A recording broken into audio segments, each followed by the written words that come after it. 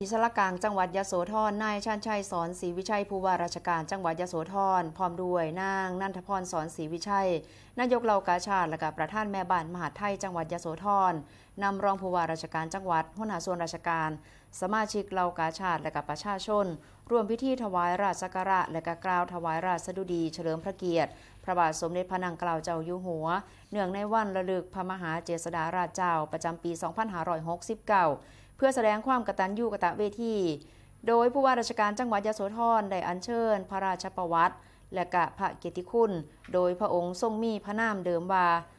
พระองค์เจ้าทัพเป็นพระราชโอรสในพระบาทสมเด็จพระพุทธเลิศล้านนภาลัยและก็สมเด็จพระศรีสุราลัยทรงมีพระปรีชาสามารถด้านเศรษฐกิจการค้าการคลังทรงผลให้ประเทศมีความมั่นคง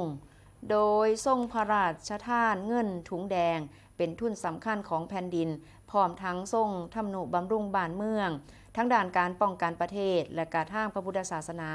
อันเป็นรากฐานสำคัญที่เฮ็ดให้ประเทศไทยคงความเจริญและก็เอกราชสืบมาฮอดปัจจุบันค่ะ